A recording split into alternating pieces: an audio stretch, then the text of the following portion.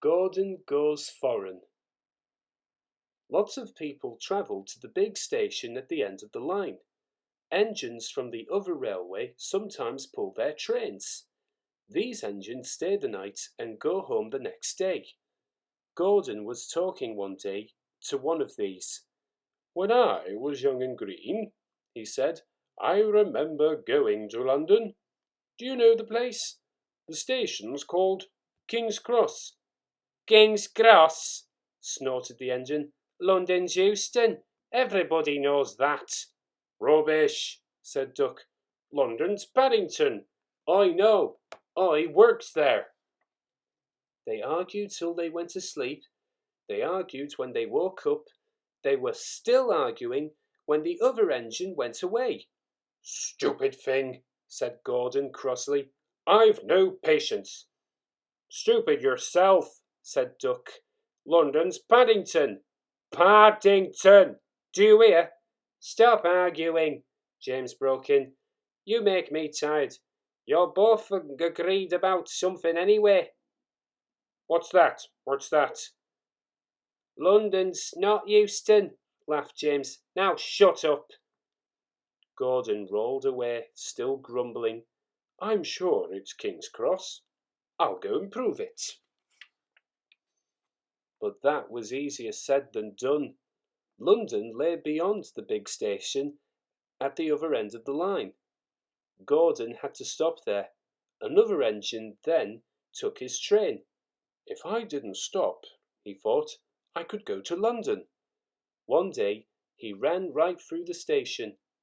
Another time he tried to start before the fireman could uncouple the coaches. He tried all sorts of tricks, but it was no good. His driver checked him every time. "Oh dear," he thought sadly, "I'll never get there." One day he pulled the express to the station as usual. His fireman uncoupled the coaches, and he ran on to his siding to wait till it was time to go home.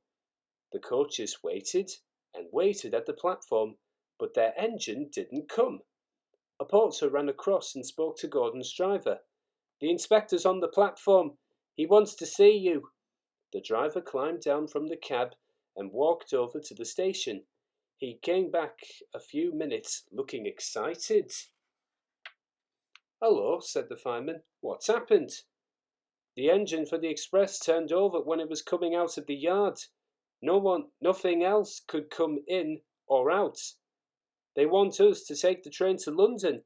I said we would if the Fat Controller agreed. They telephoned, and he said we could do it. How's that?" "Fine," said the fireman. "We'll show them what the Fat Controller's engines can do." "Come on," said Gordon. "Let's go." He rolled quickly over the crossings and back down onto the train. It was only a few minutes before the guard blew his whistle, but Gordon thought it was ages.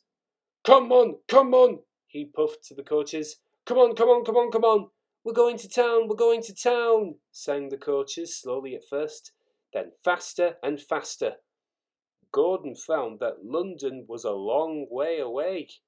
"Never mind," he said. "I like a good long run to stretch my wheels." But all the same, he was glad when London came in sight. The Fat Controller came into his office next morning. He looked at the letters on his desk. One had a London postmark. "I wonder how Gordon's getting on," he said. The station master knocked and came in. He looked excited. Excuse me, sir, have you seen the news?" "Not yet. Why?" "Just look at this, sir." The Fat Controller looked at the newspaper. "Good gracious me," he said. "There's Gordon. Headlines too. Famous engine at London Station. Police called to control crowds." The Fat Controller read on, observed. Gordon returned next day. The Fat Controller spoke to his driver and fireman. "I see you had a good welcome in London." "We certainly did, sir. We signed autographs till our arms ached, and Gordon had his photograph taken from so many directions at once that he didn't know which way to look." "Good," smiled the Fat Controller. I expect he enjoyed himself, didn't you, Gordon?" "No, sir, I didn't." "Why ever not?" "London's all wrong," answered Gordon sadly. "They've changed it. It isn't King's Cross any more. It's St. Pancras."